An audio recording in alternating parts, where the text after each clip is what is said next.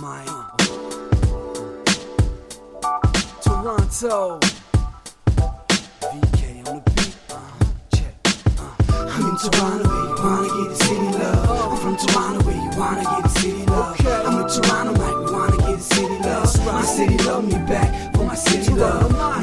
Welcome to episode 1357 of Toronto Mic'd, proudly brought to you by Great Lakes Brewery, a fiercely independent craft brewery who believes in supporting communities, good times, and brewing amazing beer. Order online for free local home delivery in the GTA. Palma Pasta. Enjoy the taste of fresh, homemade Italian pasta and entrees from Palma Pasta in Mississauga and Oakville. RecycleMyElectronics.ca. Committing to our planet's future means properly recycling our electronics of the past. The Advantaged Investor Podcast from Raymond James Canada. Valuable perspective for Canadian investors who want to remain knowledgeable, informed, and focused on long-term success. Season 5 of Yes, We Are Open, an award-winning podcast from Moneris, hosted by FOTM Al Grego, and Ridley Funeral Home, pillars of the community since 1921. Today, making his Toronto Mike debut is Order of Canada recipient, Hockey Hall of Famer, and now FOTM Roy MacGregor. Welcome, Roy. Thanks, Mike. Well done. Thank you. Now, I recently had a gentleman over here. He was the drummer for Moby Grape. His name is Don Stevenson. And he was here, and he was joined in my studio by Gare Joyce. And Gare was my co-host for that episode. And Gare did such a great job. I'm going to bring him in. He's coming in from Kingston, Ontario to help co-host this episode with you, Roy. Welcome, Gare. I'm the third banana right here. Hey, Gare. Hey, Roy. Too long. When was the last time that we saw each other face to face? Was it your going away? Your send off at the Globe? I guess so. And we walked outside for a bit. Yeah, June 2019. I chased you and Ellen down. I was just out of the sick bay, so I was in dire shape. Yes, I remember. So, yeah. So, well, I was going to say, before I pass you the baton, Garrett, because you're going to do the heavy lifting in a moment here, but yeah, I find it interesting that I'm chiming in from Toronto, Ontario, Canada. You're chiming in from Kingston, Ontario, and pretty close to Ottawa. Whereabouts are you, Roy? Canada, right? It's a suburb of Ottawa. Right, where the hockey arena is. Yes, yeah. Okay, amazing. So, Garrett, this is, when you were watching Happy Days, and suddenly this new character showed up, Mork, and then next thing you know it, they have Mork's got his own show, and it was like a backdoor pilot for a new show. Think about it that way. If you kick butt hosting this episode with Roy MacGregor, you might get your own podcast. Oh my God! Don't put the pressure on. And listen, the Mork reference. I mean, that's after the shark jump, right? I mean, don't leave me in like that. But no, I had so much fun with my friend Don Stevenson. I just kept thinking, who are other friends that I could recruit? And Roy was right at the top of the list.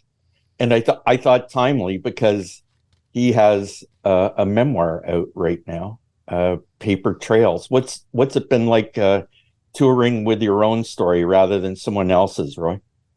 Totally different. For one thing, you don't seem to do book tours anymore. You do Zoom tours.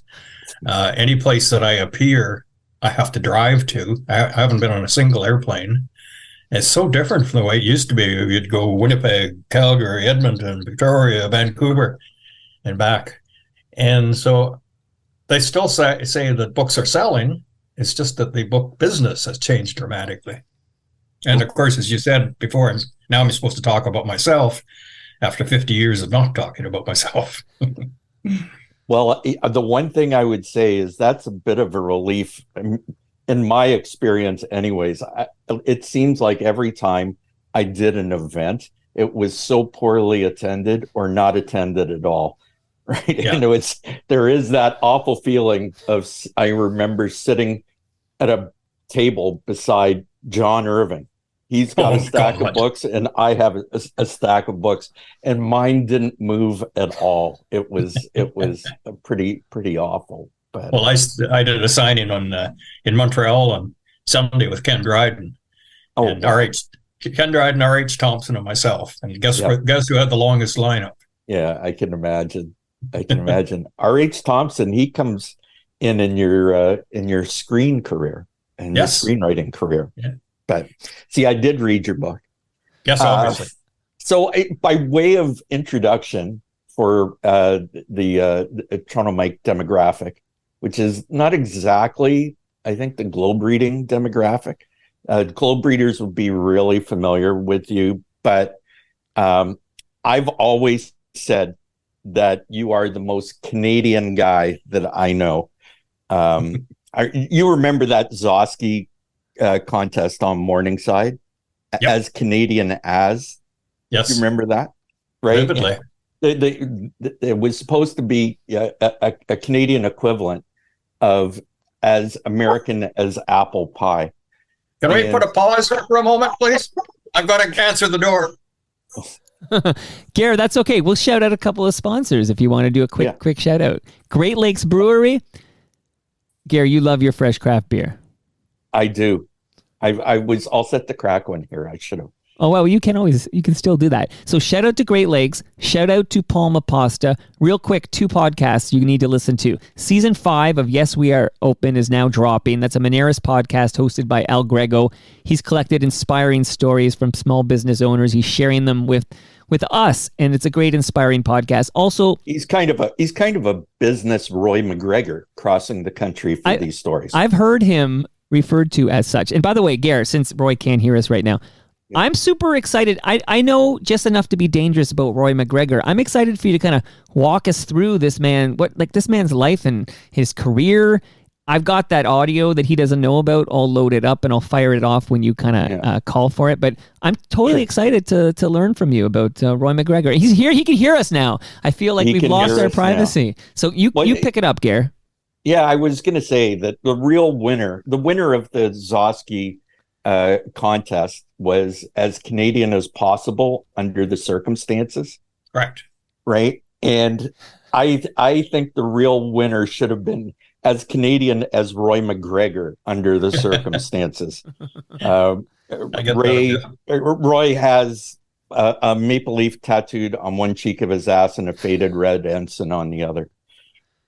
He's an Order of Canada honoree, as you mentioned, and in the Hockey Hall of Fame. Matt Sundin was lucky to go in the same class as you. I think it was. When I sat beside Roy in press boxes for a good couple of decades, and before the game when they play "Oh Canada," I'd always say, "Roy, they're playing your song." So tell me, Roy, let's talk about Paper Trails, your memoir first. So you said that you're not touring for it. Tell me how it came together and what challenges it presented. There were a great many challenges. One was of course COVID, and I lost Ellen during it. So that was tough. But I didn't really know how to do it, so I forced myself to sit down and I wrote what I called vignettes. And they'd be little anecdotal things. They might be a couple of thousand words long. They might be a couple of hundred words long. And it just got me in the mood of remembering, especially funny things if I could, or things that made me look like a fool, which I enjoyed. But then after I had 65 to 70 of those together, I started working on chapters. So the chapter 1 would introduce myself heading off to kindergarten with my 2 buddies that became lifelong buddies, Brent and Eric.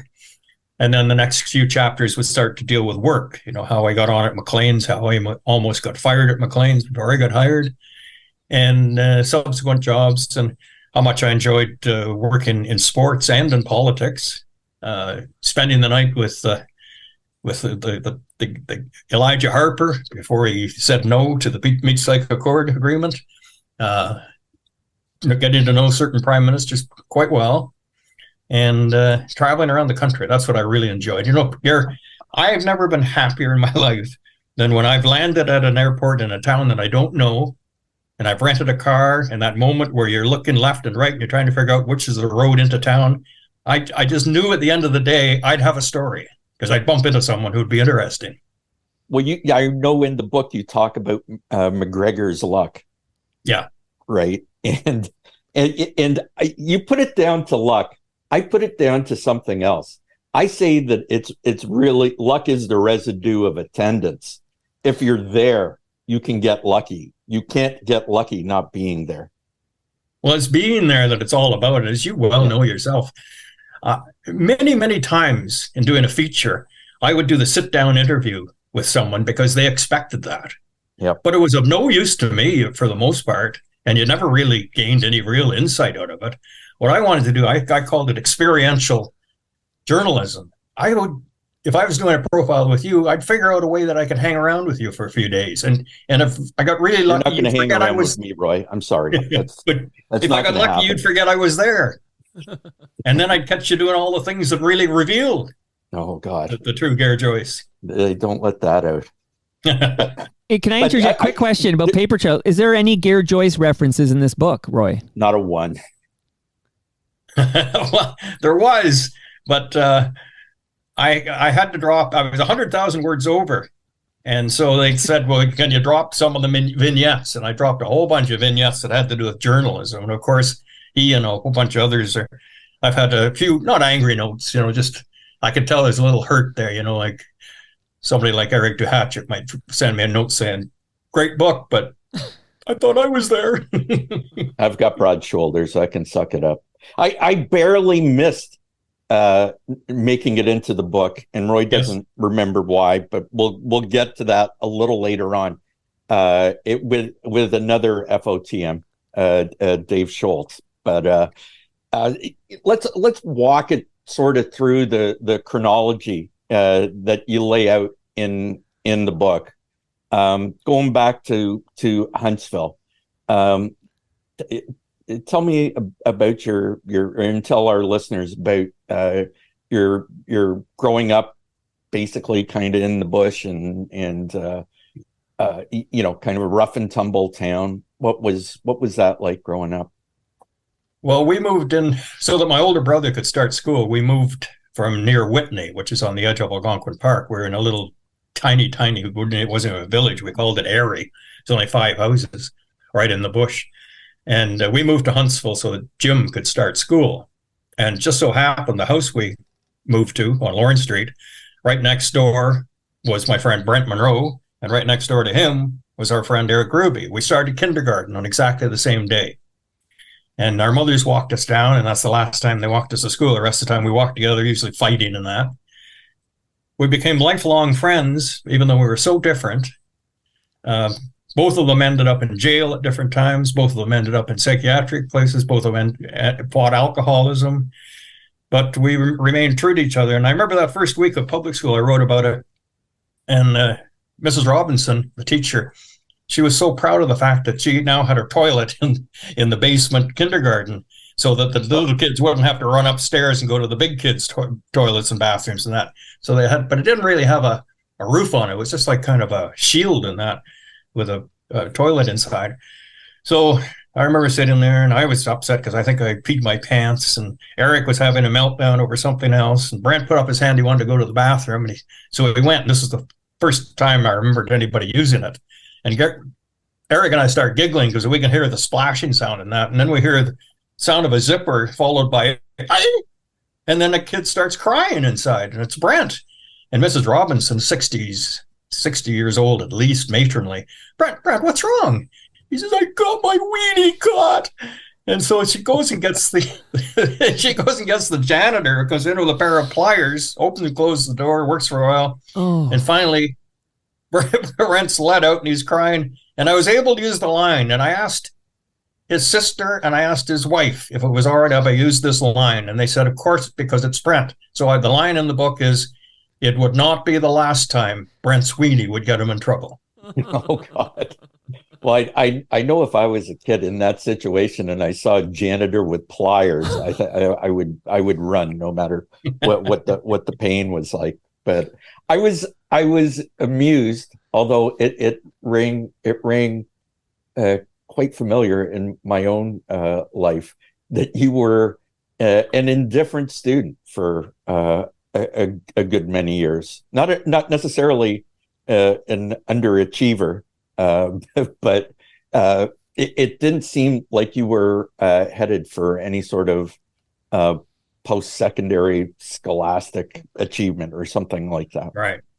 So like a lot of kids, I did the accelerated program in public school, did 3 grades in 2 years. So it's grades 3, 4, and 5 together in 2 years, which would tend to suggest that I was fairly bright. But then I hit grade 12. And I was interested in, girls and sports and not much else. And my grade 12 report card, which I got right here, I'll reach and get it. And, sorry. My average was 37%. I stood almost dead last in the class. And the principal took a red pen and wrote across the bottom, going, and then a big dash for me to fill in the word gone. So he hauls me out of the office and he says that it's his recommendation that I stay away from school for a year, get a job, work, decide whether or not I want to apply myself. And if I don't wish to apply myself, then that's the end of my school. I'd be leaving with a grade 11 education. And this is a mystery, Gary. You can hardly believe this part of the story, but the English teacher came along, Clyde Armstrong, and asked if he could speak to us both. And he came in and sat in the office. And he said that he'd like the principal to reconsider the suggestion that I leave school for a year. I want Roy to come back because I've got something in the works for him, something I'm planning. What's that? The principal says, well, I want to start a school magazine up. And he did. So they let me back in. I became the editor of the school magazine, hooked on journalism immediately. It was just a gift. And even better, this new girl had moved into town from St. Catharines, really cute. And she was the business manager. And we spent the next 56 years together. So we had 49 years married and 4 kids and 6 grandkids. And so really my whole life came together in that one moment in the principal's office. Well, the portrait that you paint of yourself, I really don't see what she saw in you. Nor did her father. It's a pretty dire portrait that you paint. Especially with the 37 average, but yeah. I love the title of the student newspaper too. Your ears must have perked up every time you heard the word pundit. Yeah, it seems so pretentious, but it wasn't my choice. The other thing, Gare, and Mike, is that this girl came because her father got a job at Huntsville High School. He was the new chemistry teacher, and I had really failed chemistry badly. He was also the guidance counselor. So he had access to these things that he used to do as he entered grade 9 called aptitude tests. And they had a small IQ variation to them. They would somewhat measure your IQ, which would be a guidance as to what you might become. Mine had turned out, they suggested I become a bus driver, which I think would have been great, but he didn't. And so he didn't much care for me. And he was able to get access to this information. He got her IQ test out and my IQ test out, and he took them home. And he sat down at the kitchen table and he showed them mine and hers. And he said, he is not smart enough for you. Wow. Get rid of him. So I didn't hear this for years after, and it kind of really pissed me off. But then Ellen and I had 4 kids, with 3 of them girls who became lovely young teenagers. And I began to admire his ingenuity, because I was always looking for ways of getting rid of some of these guys that come sniffing around. Oh, God. That's great. I love it. I do. You just paint like such a picture of like you were almost a casualty at that point. Like you were, boys, eh? The education system fails boys left and right. Yeah. Let me add this too, Gare, and I don't know whether you'll understand or not.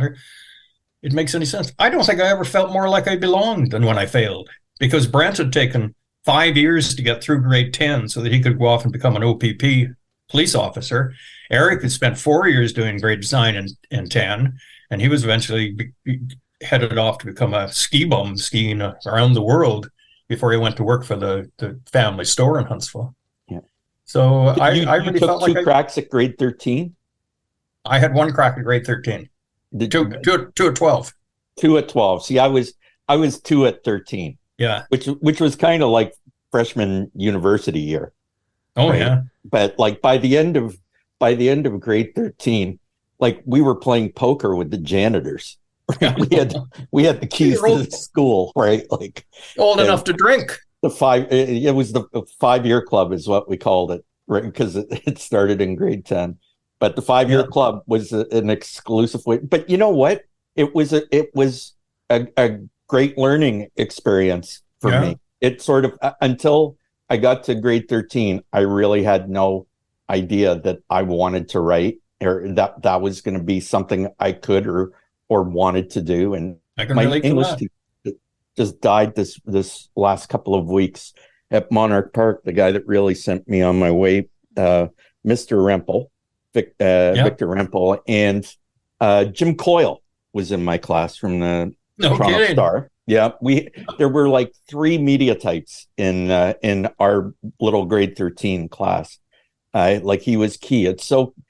Who was the key teacher for you besides the teacher that didn't kick you out of the house when? Yeah, it was Mr. Armstrong, and then the key teacher in my life was the woman who taught us in that grades 3, 4, and 5 over 2 years, Miss Parker. Yep. And Myrn Parker was her name. She lived to be 102 years old. I remember going to her 100th birthday, and she recognized every single person that came up to her. And her line always was, "Keep up the good work." You know, she'd write that on my report card. Yeah. So when I got the Order of Canada, I get this little note in the mail. I open it up. It's signed Miss Myrn Parker. She never married. And all it says is, "Keep up the good work." That's amazing. That's amazing. So you went from, you were a non-contender in your first crack at grade 12 for university. I didn't realize that you had gone to Laurentian originally. So what was the chronology there? Well, look, the reason that I went to Laurentian was that my really good friend Ralph, who is now my brother-in-law, his dad owned a Chrysler dealership in Huntsville, so he had access to cars, and he was able to go off to university and come back and see his girlfriend, who was still in high school at that time. And I would go back and forth, so I could go back and see Ellen, who was 1 grade behind. So I was able to it was purely because I had rides home. Right. And what were you were doing general arts there, or what was it? Yeah. And so how did you refocus to end up, was it Western for journalism that you went to? Yeah. And sort of take it. I don't want to say that you were an overnight success coming out of journalism school, but what was the sequence there?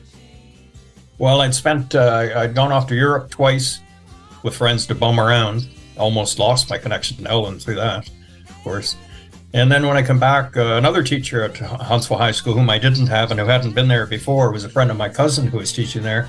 And he decided to take a year off and take the 1-year journalism course at the University of Western Ontario, which I hadn't even heard of. Right. I talked to him about it. And Ralph and I, my now brother-in-law, we went off with him. So the 3 of us went from Huntsville and took that course. It was unbelievably bad.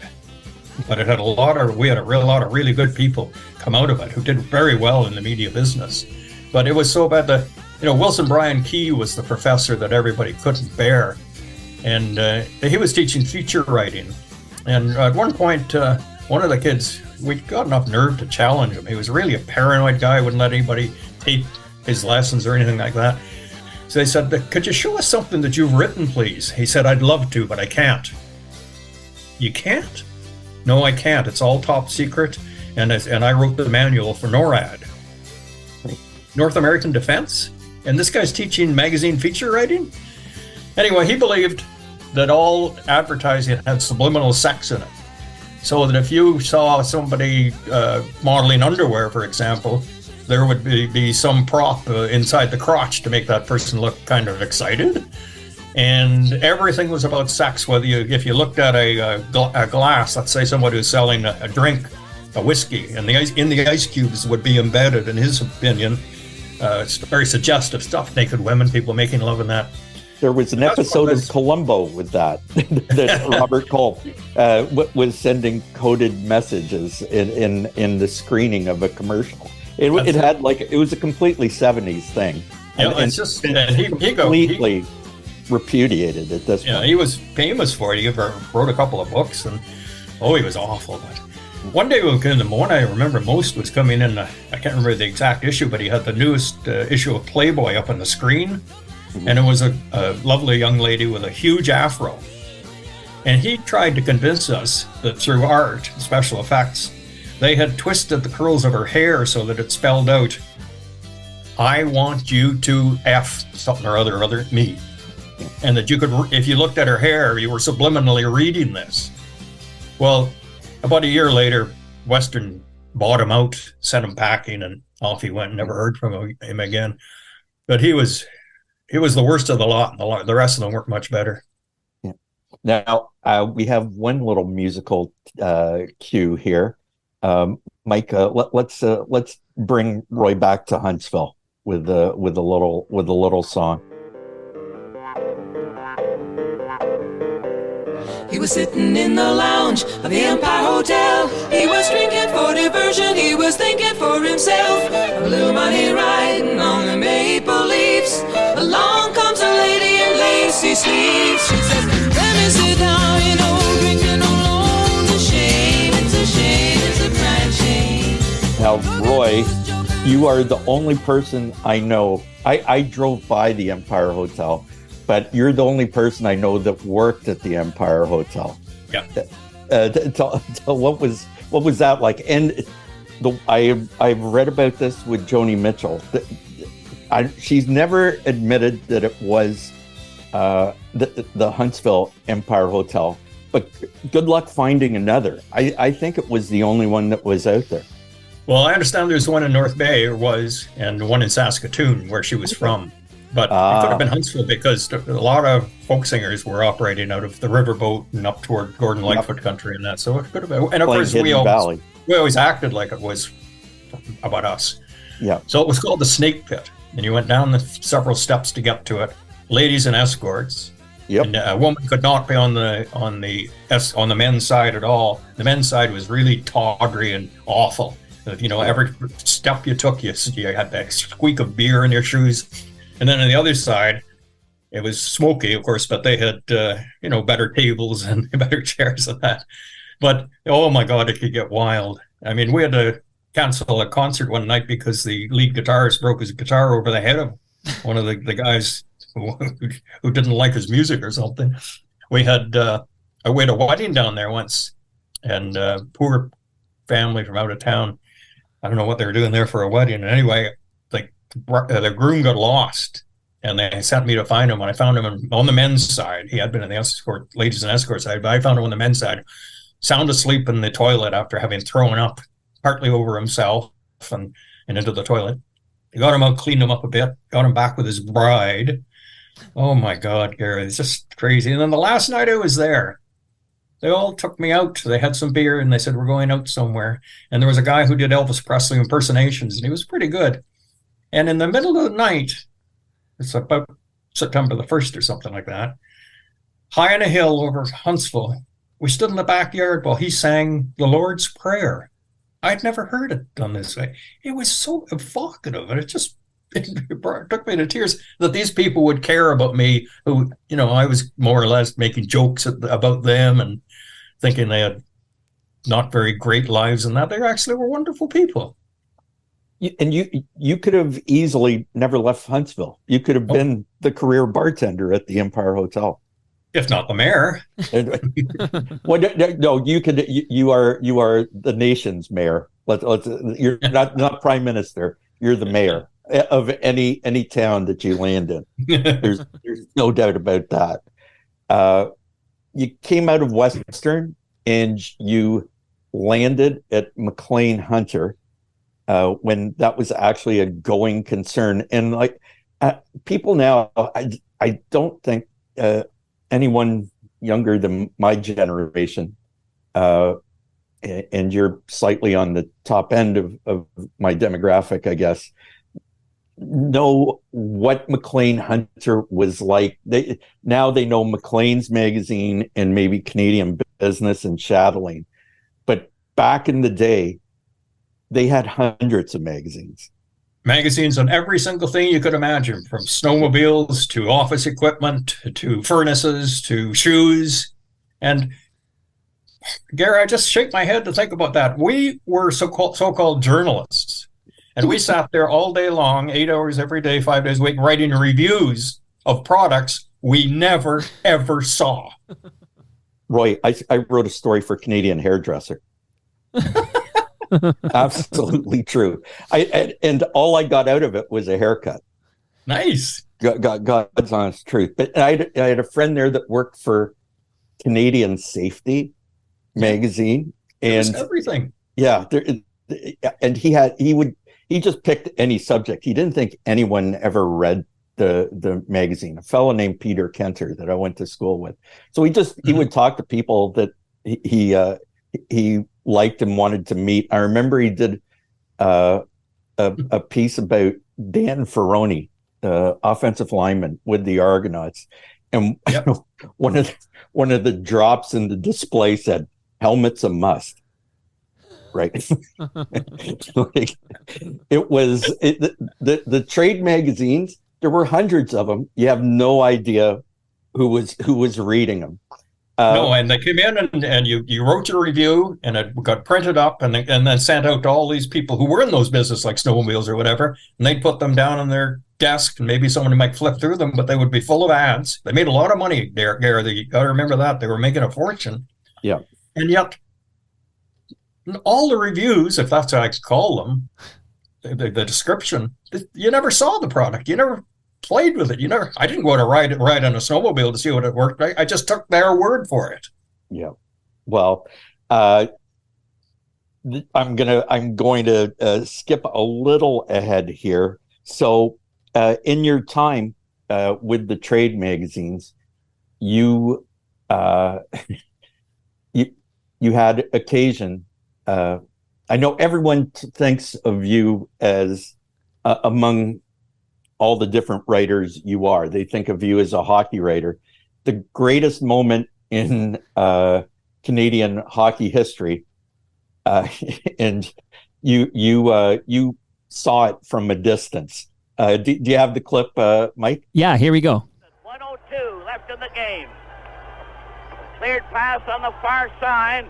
Liapkin rolled one to Savard. Savard cleared the pass to Stapleton. He cleared to the open wing to Cornwallis. Cornwallis took a shot. The defenseman fell over, Liapkin. And the Cornwallis has it on that wing. Here's a shot. Henderson made a wild stab for it and fell. Here's another shot. Right by the score. Henderson has scored for Canada.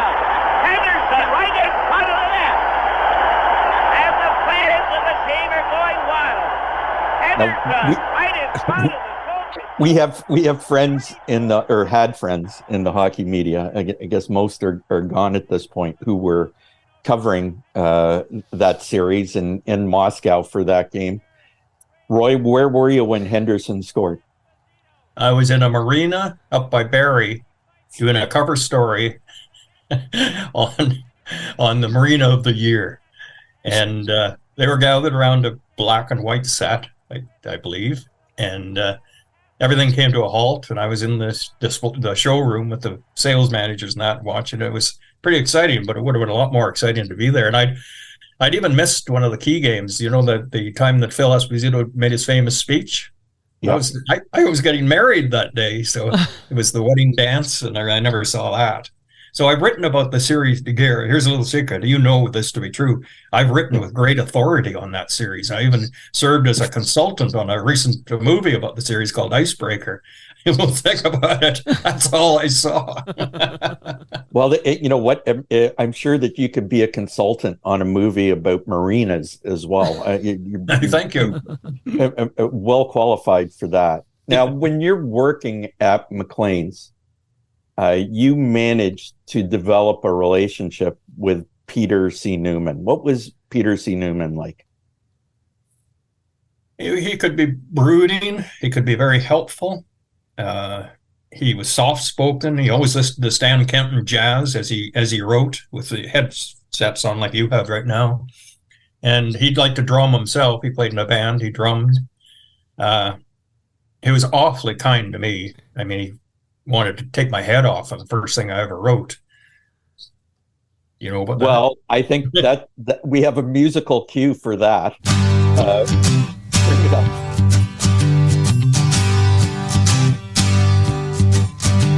Tommy, can you hear me? Can you feel me near you? Roy, are you still there? Tommy, can you see?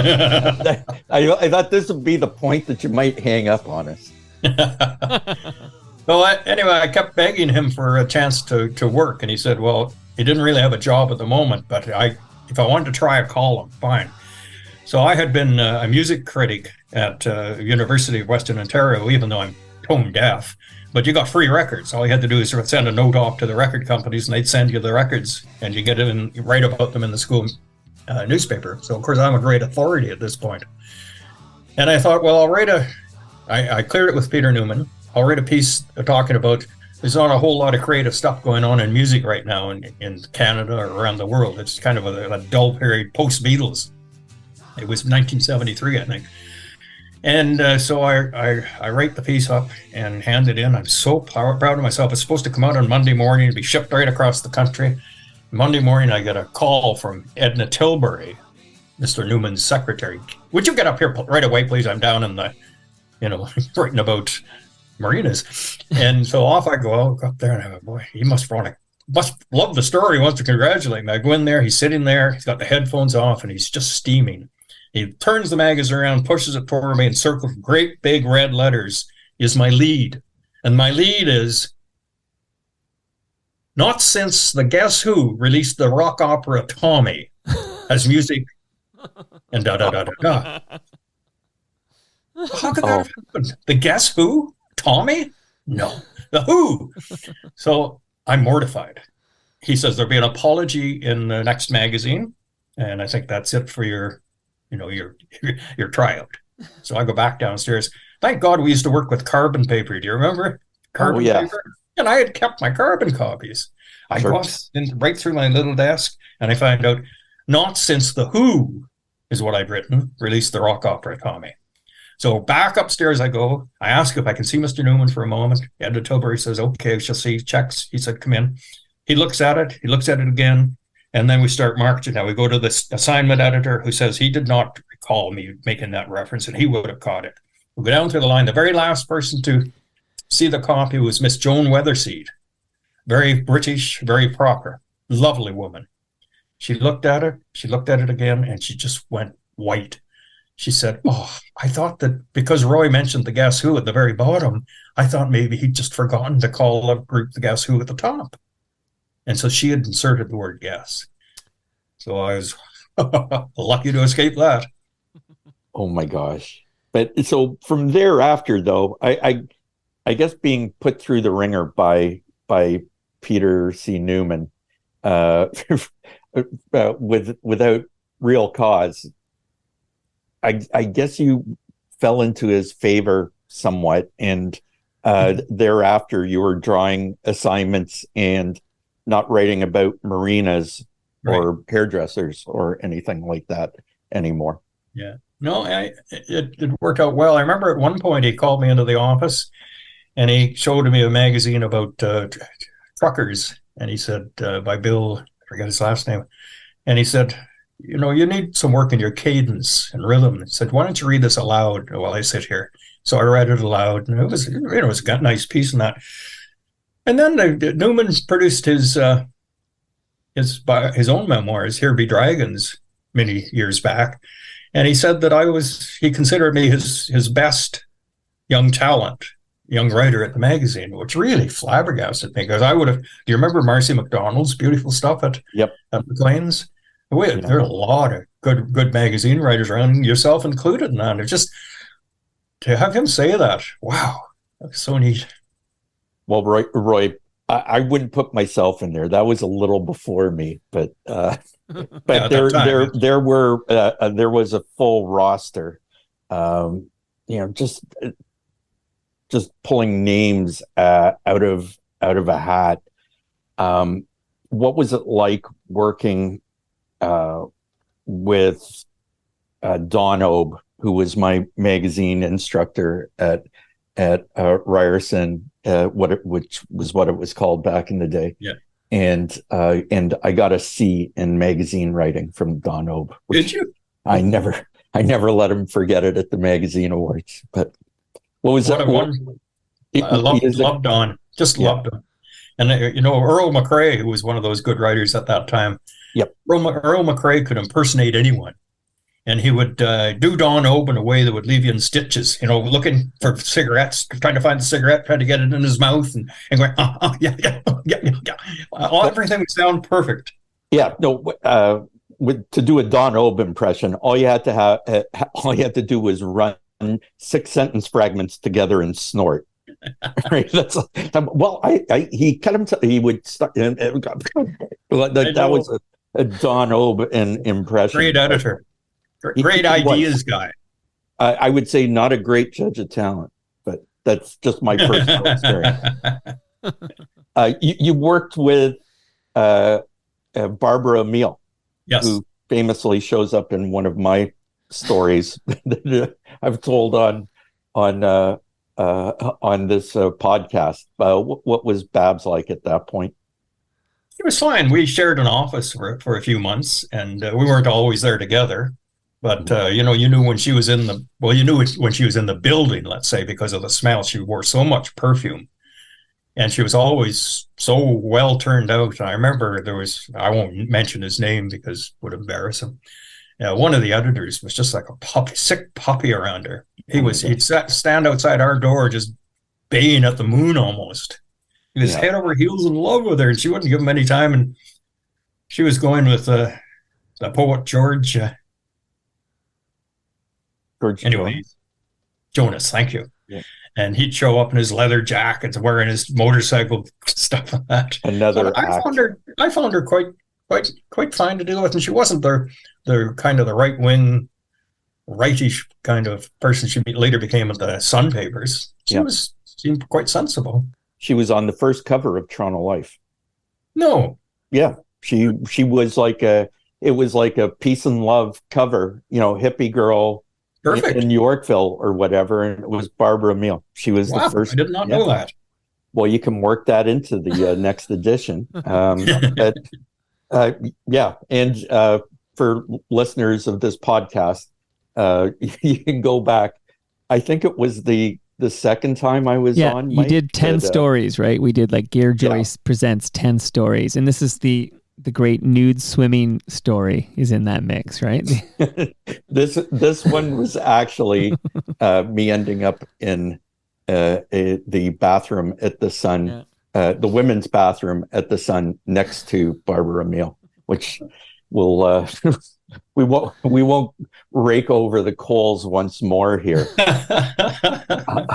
How did that opportunity to write for Maclean's? No, I think people today have an idea of, they know Maclean's in the 21st century, but in the 70s, it was a really dynamic magazine, and I guess into the 80s. You were given a lot of freedom to chase down subjects. What was it like writing for Maclean's back then? Well, it was so different, Gary. It was such a powerful voice. People talked about it. It was in the news each week. It was the most important publication in the country at the time. I'd at least put it up there with the Globe and Mail. And you had people like Walter Stewart writing about business. You had Alan Fotheringham on the back page. You had Newman doing editorials. You had Marcy McDonald doing profiles of politicians, Bob Lewis. You had tremendously talented people there. And once you phoned up someone and said you were from Maclean's, every door opened. Yeah. They couldn't do enough for you to get you access and that. So you started to feel pretty powerful. And I mean, it was a different time. There was money. Twice I rented helicopters without asking anybody if I could. Isn't that hard to believe now? If you wanted to cover something, if you wanted to cover, let's say I wanted to do a profile of Marcel Dion. Well, you never thought twice about hopping in an airplane and going to LA. It's just, that's the way you worked.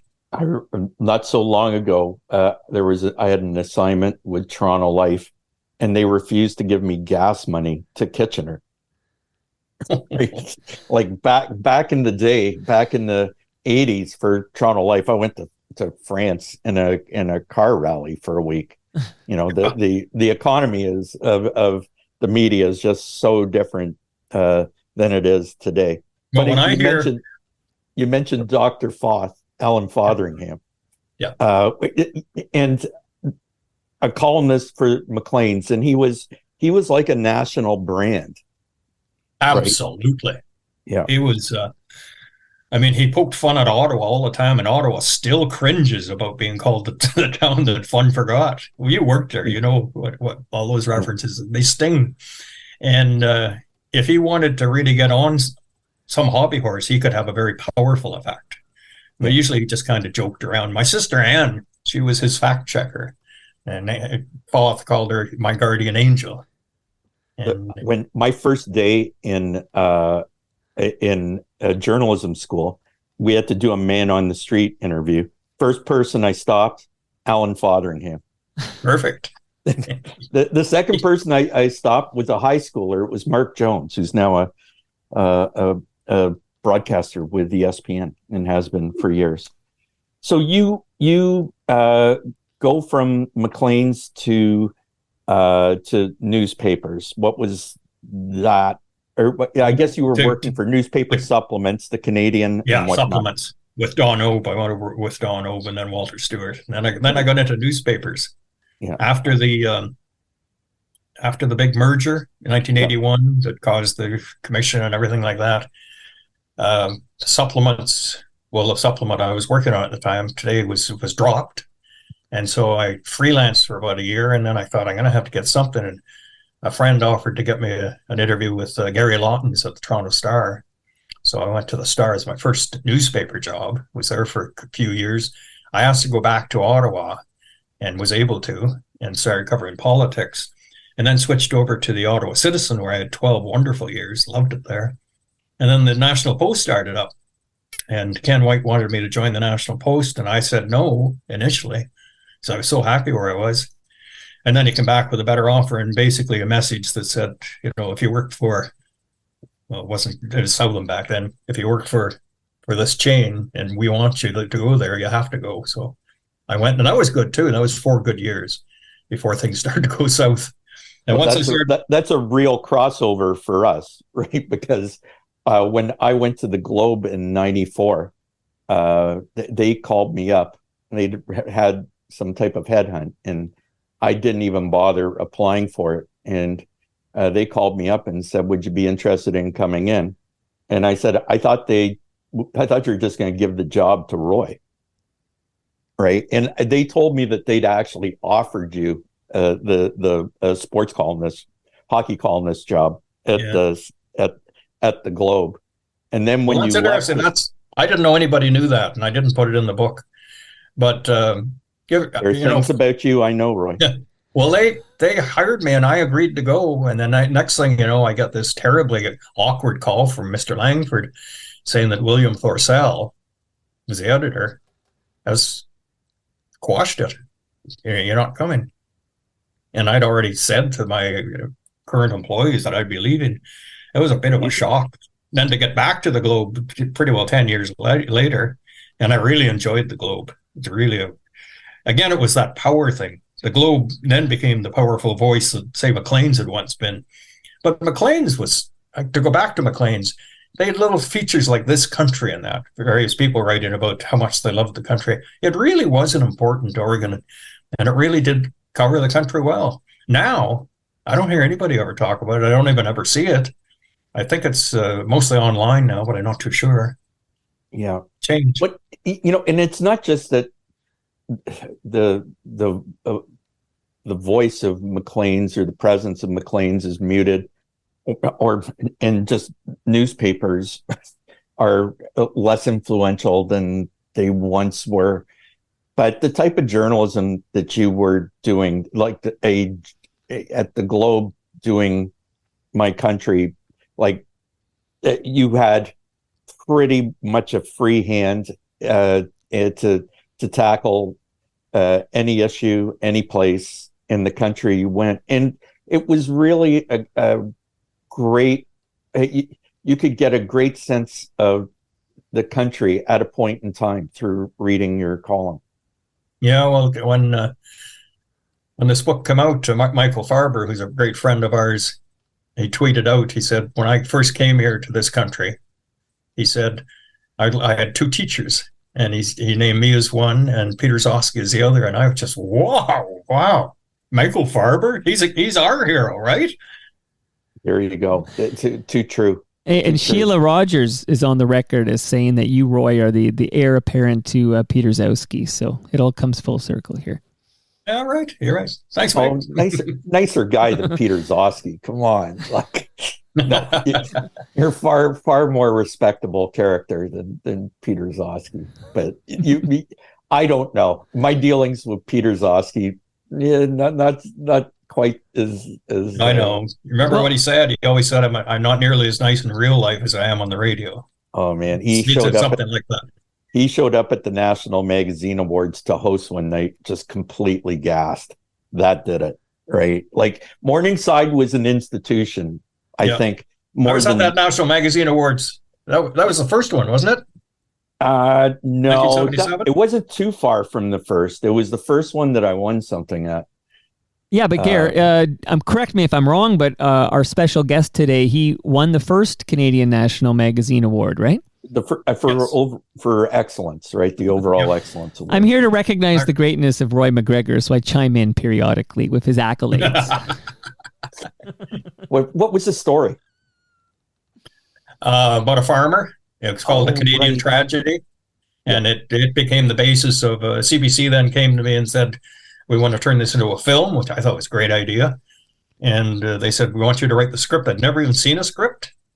And so they gave me a few scripts to study. And then I was told that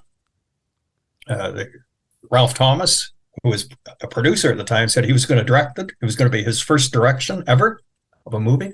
And they had a new young talent that was going to star in it. And the kid's name then was R.H. Thompson. He was going to play the son. And Murray Westgate played the father. Well, they did the film. I got great reviews. Murray won an actor award. I won the actor award for screenwriting. It won the World Film Festival Award, Grand Prize at Montreal. It won at Banff. I mean, it was just insane. And it started RH's career up. A man who not only Order of Canada and Hockey Hall of Fame, but he has his own IMDb page. But on that note, so Roy, of course, known mostly for print and for the written word, but did you ever consider, pivoting into a television or radio personality? No, not with my personality. I did write about 5 or 6 scripts and then kind of stopped doing that. It didn't work out for you like it did Tom Hedley. Yeah, I remember that. So for our listeners, give the thumbnail on Tom Hedley. Well, he had worked at Esquire, so he was a Canadian. They brought him back as very much a Tom Wolfe type character for his clothes and his style and everything. He was a friend of He edited Tom Wolfe. Esquire. And they were friends, and he brought him up to talk, to give us a session of talking once. Yep. And then he wrote a screenplay based on a story that wasn't even actually true. I mean, he would have admitted that. It was the famous dance one. Help me out here. Flashdance. Thank you, Flashdance. He would go to a notorious strip joint on Victoria Street, in downtown Toronto that was probably employing strippers who were cutting high school classes, and everyone said, "Tom, what are you doing?" And he said, I'm researching a script." And everyone's going, "Oh my God!" Like he's gone. And next thing you know, the screenplay for Flashdance. And he's a millionaire, multimillionaire, probably. He would get $500,000 for films that weren't produced, and he did a bunch of them like that. But yeah, I don't see you as a Hollywood guy. It sounds like your last film experience went sideways. Yeah. What happened there? It was a Hollywood production. This is when the Ontario Film Board was handing out money and grants, and there were all kinds of funds available. And so if you got so many points, if you used a Canadian writer or a Canadian book, you had a book called The Red Fox written by a Canadian, and he wanted a script out of that. You're going to pay me $16,000 American. $16,000 American. So I wrote the first draft of it, got it to him through my agent, and didn't hear back, didn't get any money. The next thing I know, he's taken that script and he's gone to this special fund, Greenberg or something like that fund, and gotten like $150,000 to continue. So they never saw their money. I never saw my money, and no one ever heard of him again. It was a complete scam. I knew his brother, Chris Hind. He tried to get me into mystery writing. I should have listened to him, and I could have done it a long time ago. But like that, But when I was coming out of Ryerson, he was trying to get me into, and I wrote a few things, and he was trying to mentor me a bit. But I always thought the Hyde brothers were more hype than Hyde. But well, you never know what's going to happen in the business. I remember Doug Gibson, the publisher at McClellan and Stewart, coming to me at one point saying that, we hear a lot from librarians and teachers about the so-called reluctant reader, meaning boys. And we think that there should be a series. There hasn't been a real series on hockey since Scott Young's, he said. He said, would you consider doing a series of kids' books? Well, I'd never written a kids' book. I didn't have anything to do with them, no interest in them. So I said, I'll give it a whirl, I guess. So I tried one. And because I didn't really believe in it, in 1995, I made the team deliberately a United Nations team. The best player is a girl. The goalie's a girl. I got a Muslim player, got a Russian player, got Polish players, got Chinese, Asians, which people thought was very insightful. Years later, as they look back. And the next thing, the thing takes off. And I know it'll be the one thing I'm actually going to be remembered for is this is the Screech Owls mystery series. 30 volumes, 29 little ones in one big scrapbook, sold millions, translated into Finnish and Swedish and Czech and Mandarin and French. Millions of copies. I remember your cameo in the TV series. Oh, do you? Yeah, and I understand completely why you really didn't go into dramatic acting or into TV as a pursuit, as an on-air. I know. I come across as it was a two-part series, I remember. Yep. And in the early part, I come across as a nasty person, maybe even a pervert. And I'm thinking, well, what if somebody didn't see the next show on that, in which I turn out to be a good guy? The camera did not love you. The camera on your screen loves you right now, and like people do love you, but somehow maybe they didn't light you right. Let's put it down. Let's put it down to that. Roy, so Gare has already given me a heads up that I'm going to get a great David Schultz story. So I don't need it yet. It's coming soon, though. I'm just going to tease everybody. But how many books have you written in your career, Roy? 68, 69, or 70. I'd have to really go back and count. You've lost track. That's how many books you've... I don't think Gare's read that many books. I like to tell people I've written more books than I've read. Unbelievable. Of all the books and all the stories you've told in your career, and again, the book that that's about you is called Paper Trails: From the Backwoods to the Front Page, A Life in Stories. And that's where people can go learn more about you. But of all the books and stories you've told, which is your all-time favorite? a book that I didn't think I should write, would write, or would do anything. And I'd written a few books for Penguin, and I was requested, you sit around, sometimes you tell stories about your dad, who lived an entire life in the bush, best red guy I ever knew. And they said, why don't you write a book about your father? What's this interesting, strange life he's led? So I wrote a book called A Life in the Bush. And people still come up and talk to me about it. It's very simple. It's just the story about Duncan MacGregor, at age wanted to be a hockey player, who at 22 went off to work in the bush and never left. Wow. Okay, and that's won you many awards too. We should point out. I know you're a humble guy, but that the Rudstrom. If I mispronounce, please correct me. With Rudstrom Award and. Yeah, it's the big American award that nobody's ever heard of, but it's for every 5 years they give it out to what they deem to be the best book on the wilderness. Right. And so I got it. Okay, good. $20,000 American, not bad. Now, I've spent time.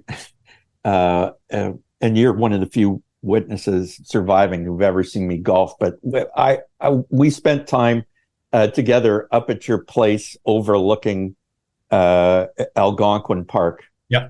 How did that come together? Was that close to where your father was from and working in the bush, or? No, it was Ellen's father loved to fish.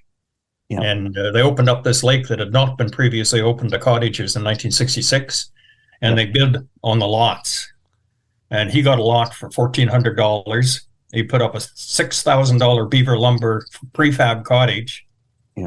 We added to it over the years and built bunkies and really gutted it and made it different, And now it's worth hundreds and hundreds of thousands of dollars. But when there's $1,400.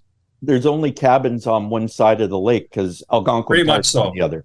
Yeah, there's few, but there's about 60 cabins in total, and it's a lovely, clean lake. It's at the very top of the Muskoka River chain, and well, I won't say anything about the fishing because I don't want to give anything away.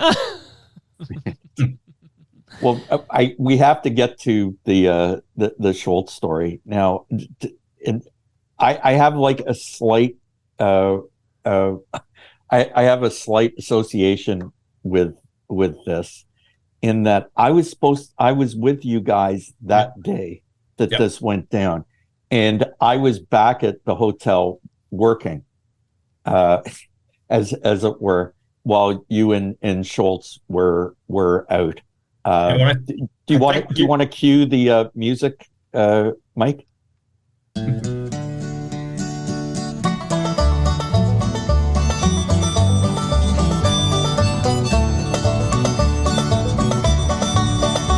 I think this gets the mood.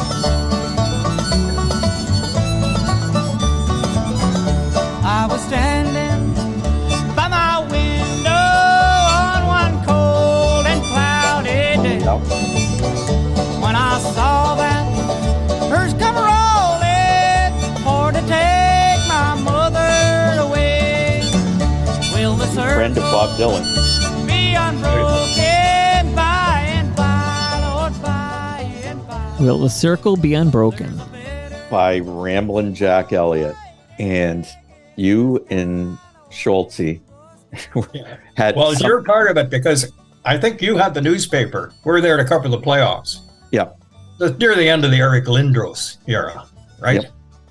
And we're doing a playoff. I don't know. And we have a day off or an evening. There's no game that night. You had a paper and you had it open on the arts section. And it said that Ramblin' Jack Elliott would be playing that night at a little upstairs bar very near to our Marriott hotel. Very near. And I got so excited. Marriott. Yeah, I loved Ramblin' Jack Elliott. I love Bob Dylan. And Dylan would like Elliott too, and he's an older performer. I remember seeing Elliott with Rolling Thunder at Maple Leaf Gardens back in '75. Yeah, huge fan. So we're going to go. We find out. We go racing down there. You couldn't go because you had to work. You were on deadline. So Schultze and I go in there, and it's sold out. The girl says, sorry, it's all sold out. It's sold out weeks ago or something like that. So we repair to the bar. There's a bar downstairs where we repair to the bar to have a Jameson, his idea, Jameson, remember that? Oh, yeah. And this guy hears us talking about hockey, and he says, where are you guys from?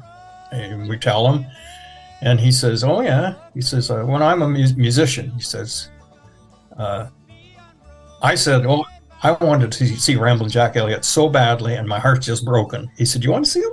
I said, yeah. Well, I opened for him. So come on. But it's sold out, remember, Gare and Mike. We go up through the back entrance, get into the back hallway. Ramblin' Jack's in the midst of his set. And he does a lot of talking songs, as well as songs like you just heard. That was a much younger Ramblin' Jack that Mike played. And the talking one's 912 Green and that. So a song I'd really liked. And so he takes us in. There's no place to sit. So we're at the back, and he puts us on stage, just barely out of sight. Now the stage opens up, and the acoustics are such that Ramblin' Jack hardly has to whisper, and everything just goes right out. And Schultze, because he can't help himself, after we're there for about 15, 20 minutes, and Ramblin' Jack's into that particular song, that exact one, did you ever stand and shiver just looking at a river? That's the last lines. And Schultze, with that baritone sarcasm, he goes, well, I know now why they call him Ramblin'. And it goes shooting out onto the audience. Ramblin' Jack turns around, what the? And the whole audience is going, they're booing Schultze, booing. And Schultze is there, he does that, the way his eyes go sometimes. Well, it like Schultz would have been wearing a shirt that would have made him conspicuous to everyone. Hawaiian shirt. There was no way that you could hide getting out of there. And it's Philadelphia, right? Like the toughest people on bad actors, right? If you're going to get booed someplace, it's Philly. Ramblin' Jack, bless his heart, he said, just laughed it off kind of, and then went back to his song, finished the whole set. Later on, got to talk to him. He got him to sign a CD back in the CD days. Yeah. And Schultze didn't apologize or anything, but it just absolutely stopped the concert. Dead. Schultze story. That's amazing. Now that night, I remember distinctly. I wanted to go with you guys. I had to file, and I was writing away, and the Marriott was off kind of in the middle of nowhere. Yes. Right. There was nothing close. And I went downstairs, and the restaurant had stopped serving like at 9 or something like that. So I sat at the bar, and I had a beer, and I had a bowl of peanuts. And this guy reaches over right into my peanuts, and just like they're sitting right in front of me.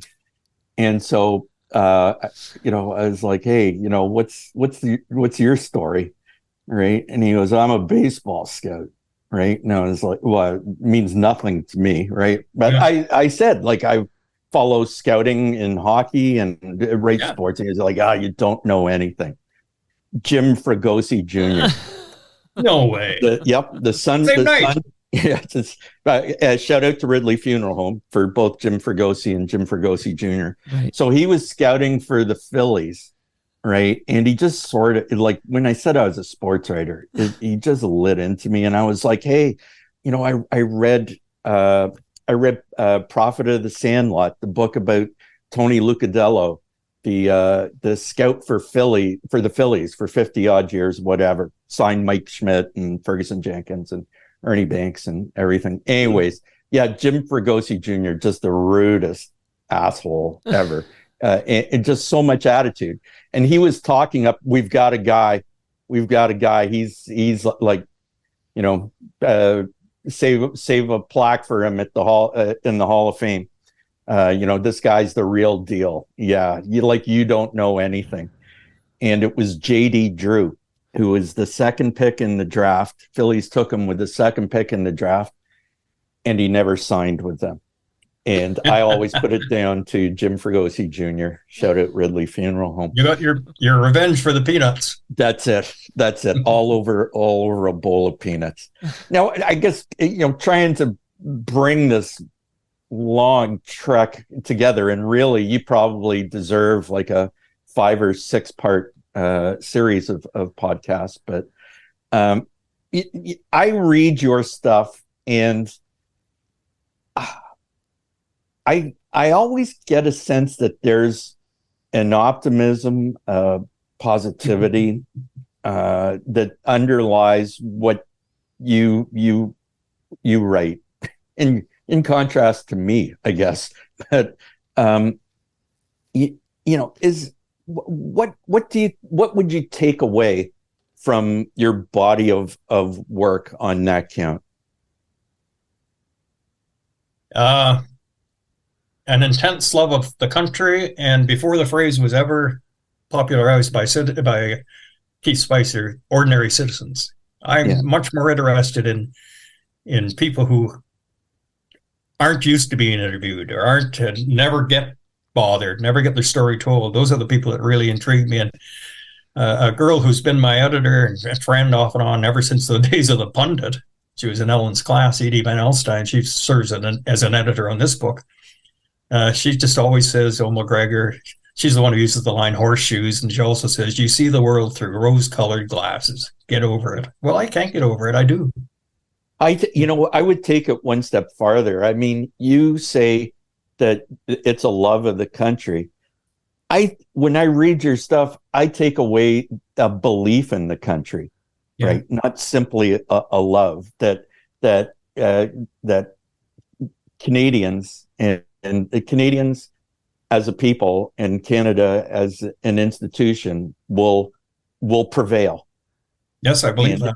And excel and be on the right side of things.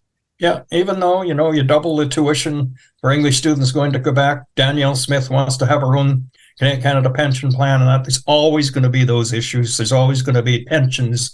There's always going to be tensions at the center for this country, and whatever prime minister happens to be in office, basically he or she wears that until it wears him or her down, and people get tired of them.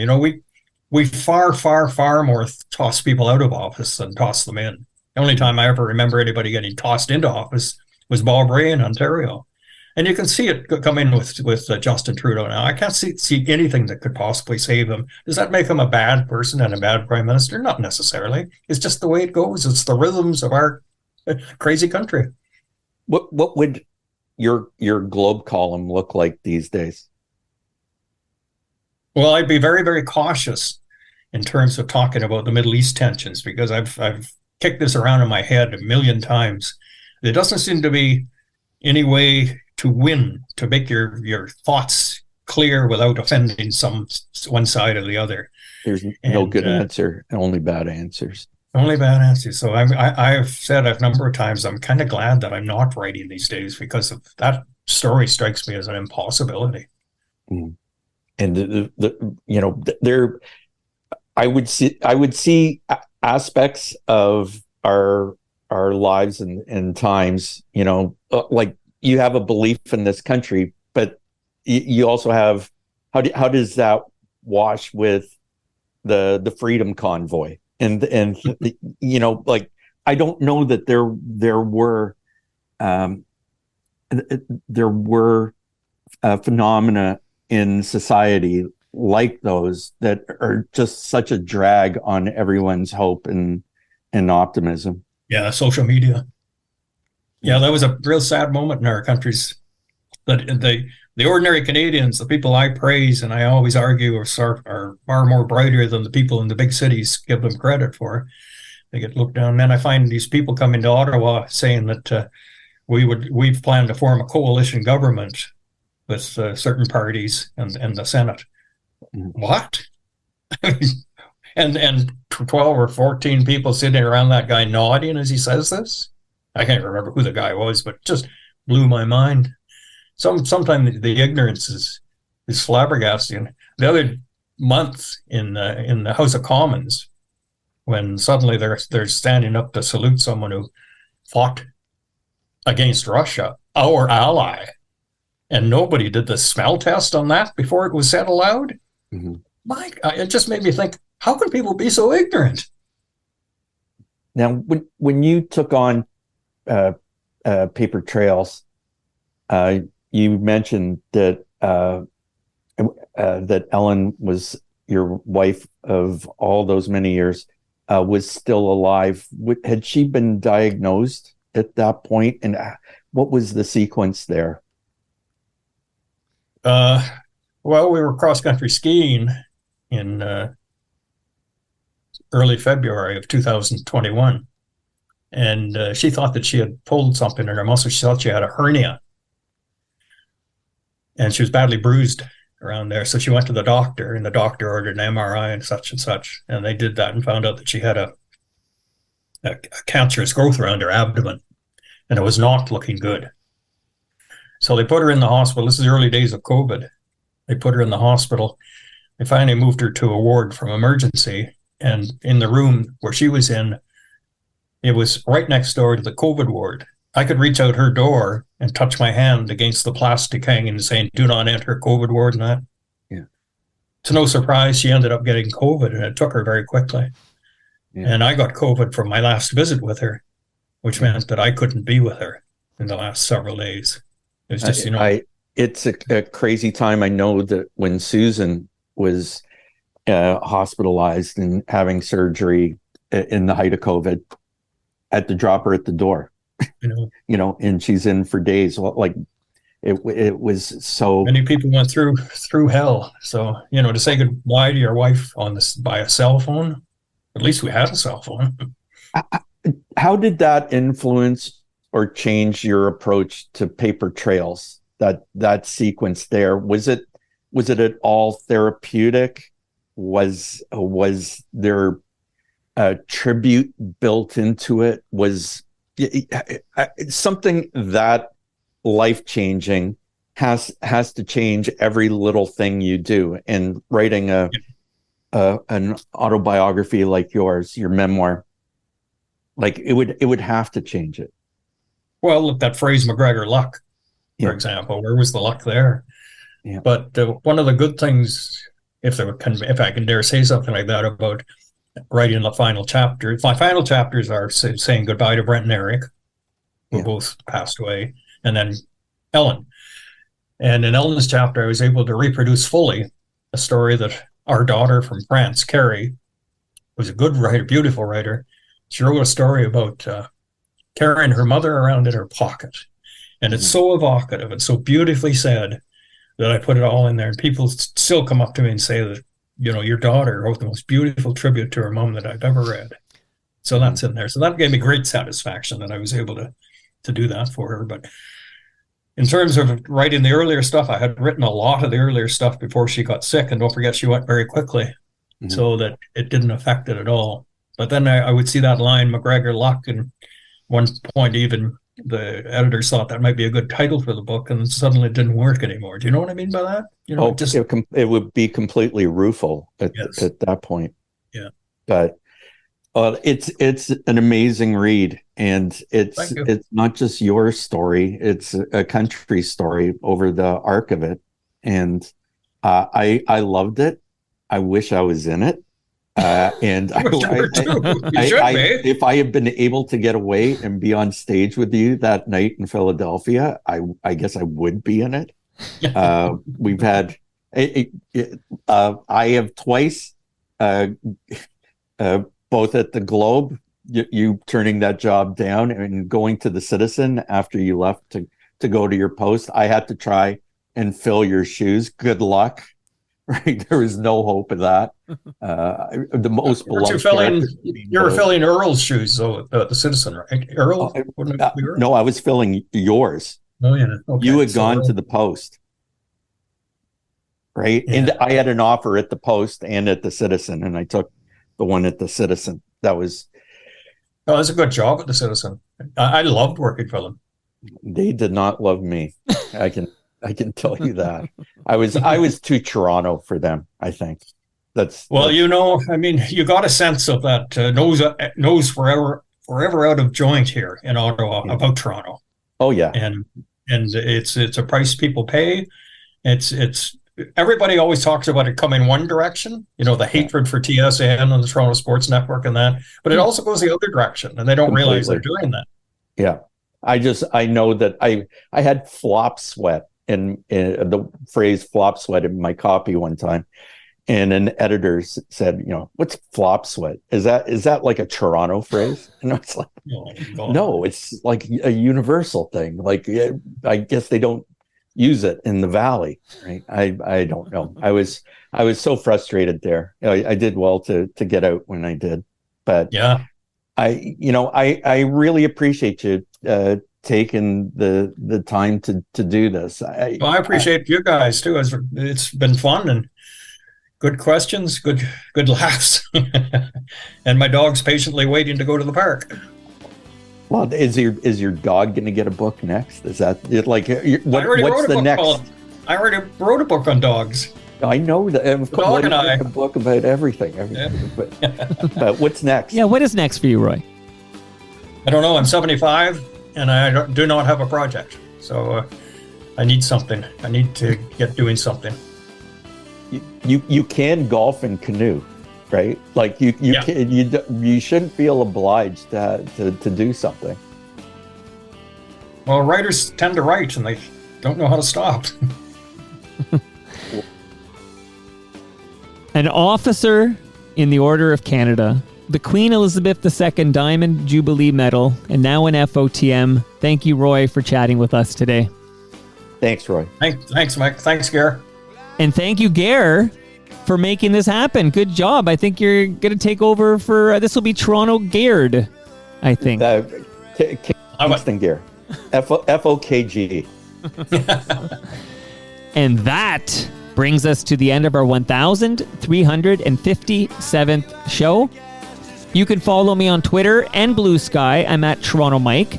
Pick up Roy MacGregor's book. It's called Paper Trails, From the Backwoods to the Front Page, A Life in Stories. Gare, where should we follow you? Instagram or Twitter? Where do you want us to follow you? You can follow my Substack, How to Succeed in Sports Writing Without Really Trying. Which is great. My memoir on Audible, the same name, How to Succeed in Sports Writing Without Really Trying. And much love to those who made this possible. That's Great Lakes Brewery. That's Palma Pasta. That's Raymond James Canada. That's Moneris. That's RecycleMyElectronics.ca. And Ridley Funeral Home. See you all tomorrow when my special guest is Art, another gentleman with the Order of Canada. That's 3 in a row, by the way. Tom Wilson, Roy MacGregor, and then Art Bergman. See you all then.